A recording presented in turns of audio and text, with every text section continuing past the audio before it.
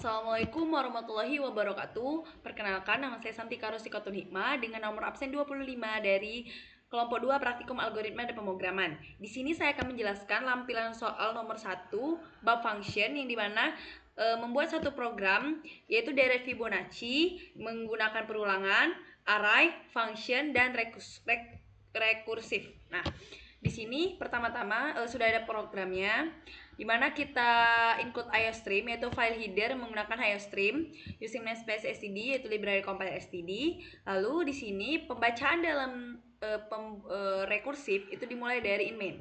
Nah, in main program utama, lalu kita buka program mulai, lalu kita pesan variabel n, di mana untuk memasukkan jumlah bilangan Fibonacci yang disimpan di variabel n. Lalu kita memesan array Fibo n dengan indeks n, di mana indeksnya itu yang kita jumlahkan bilangan yang untuk dijumlahkan.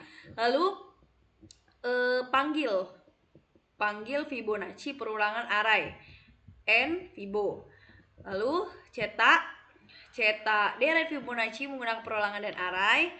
Lalu selanjutnya itu untuk integer, untuk i sama dengan 0 dengan kondisi i kurang dari n, maka dia akan mencetak Fibo dengan indeks i serta spasi. Lalu terjadi perubahan di i dan i akan berubah. Di sini isi i akan diganti dengan perubahan ini, lalu akan cek kondisi lagi dan terus menjalankan pencetakan ini. Jika tidak lagi memenuhi kondisi, maka dia akan keluar dari for. Lalu dia mencetak lagi deret Fibonacci menggunakan rekursif.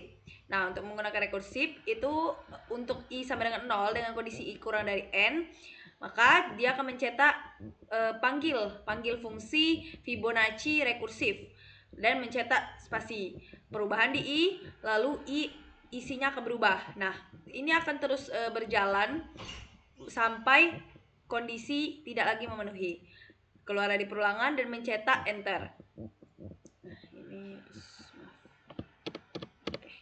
Nah, selanjutnya kita masuk ke pertama, itu kan memanggil Fibonacci perulangan array. Nah, di Fibonacci perulangan array itu menggunakan void Fibonacci perulangan array dengan yang tadi n dan Fibo dengan belum ada indeksnya. Lalu Fibo dengan indeks 0, dia itu isinya 0, dan Fibo dengan indeks 1 isinya 1. Untuk i sama dengan 2 dengan kondisi i kurang dari n, maka dia akan melakukan proses Fibo dengan indeks Fibo indeks i dikurang 1 ditambah Fibo indeks i dikurang 2 disimpan ke Fibo dengan indeks i, lalu keluar dari perulangan for, masuk ke, setelah itu kan dipanggil nih di sini. Nah, untuk pemanggilan yang Fibonacci rekursif, nah kita ke sini, integer Fibonacci rekursif dengan parameter n, integer n.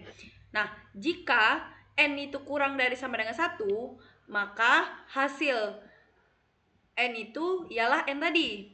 Tapi jika tidak, maka panggil kembali fungsi Fibonacci rekursif dengan parameternya n dikurang 1 ditambah Fibonacci rekursif dengan parameter n dikurang 2. Nah, akan mengulang lagi sampai tidak lagi memenuhi. Nah, lalu masuk ke, nah, jadi fungsi void Fibonacci ini dengan fungsi Fibonacci rekursif dan fungsi perulang array ini akan dipanggil. Jadi itu fungsi rekursif itu ialah tinggal memanggil saja. Jadi akan dipanggil. Nah, di pencetakan nanti yang di proses percetakan ini serta yang ini itu akan dimasukkan. Oke, seperti itu saja dapat saya sampaikan. Nah, ini untuk flowchartnya. Nah, untuk flowchart integer rekursif ya, itu pertama kita start dengan menginput n, ini yang kondisi tadi, ini untuk rekursif ya, yang ini tadi. Nah, ini fungsi kondisi, ini proses n, ini. Lalu untuk Fibonacci array itu menginput, lalu for, ini proses, dan ini perubahan.